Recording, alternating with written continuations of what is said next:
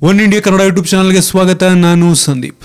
ತಮಿಳುನಾಡಿನಿಂದ ಈಗ ತಾನೇ ಬೆಂಗಳೂರಿಗೆ ಬಂದಿರುವಂತಹ ಶಶಿಕಲಾ ಅವರು ಪರಪ್ಪನ ಅಗ್ರಹಾರದಲ್ಲಿ ಇರುವಂತಹ ನ್ಯಾಯಾಲಯದ ಮುಂದೆ ಈಗ ಹಾಜರಾಗಲಿದ್ದಾರೆ. ಮತ್ತು ಅವರು ಬಂದಂತೆ ಕಾರಿನಲ್ಲಿ ಜನಗಳು ಮುತ್ತಿಗೆ ಮಾಡ್ತಾರೆ. ಅವರ ಒಂದು ಅಭಿಮಾನಿಗಳು ಕಾರನ್ನ ಮುತ್ತುವರಿತಾರೆ ಮತ್ತು ಪೊಲೀಸ್ಗಳ ಒಂದು ಬಿಗಿ ಭದ್ರತೆಯನ್ನ ಅಲ್ಲಿ ಒದಗಿಸಲಾಗಿದೆ. ಭದ್ರತಾ ಹಿತದೃಷ್ಟಿಯಿಂದ ಬೆಂಗಳೂರಿನ ಸಿಟಿ ಸಿವಿಲ್ ಕೋರ್ಟಿನ ಆವರಣದಲ್ಲಿದ್ದ ವಿಶೇಷ ನ್ಯಾಯಾಲಯವನ್ನು ಪರಪ್ಪನ ಅಗ್ರಹಾರದ ಕೇಂದ್ರ ಕಾರಾಗೃಹಕ್ಕೆ ಶಿಫ್ಟ್ ಮಾಡಲಾಗಿದೆ.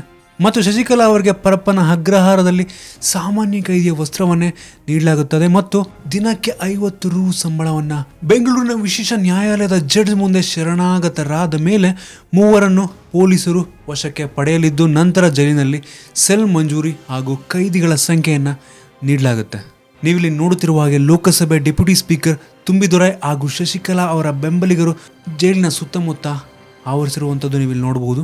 ಮತ್ತು ಪರಪ್ಪನ ಅಗ್ರಹಾರ ಸೆಂಟ್ರಲ್ ಜೈಲಿಗೆ ಈಗಾಗಲೇ ವಿಶೇಷ ನ್ಯಾಯಾಲಯಕ್ಕೆ ಜಡ್ಜ್ ಅಶ್ವಥ್ ನಾರಾಯಣ ಅವರು ಆಗಮಿಸಿ ಆಗಿದೆ.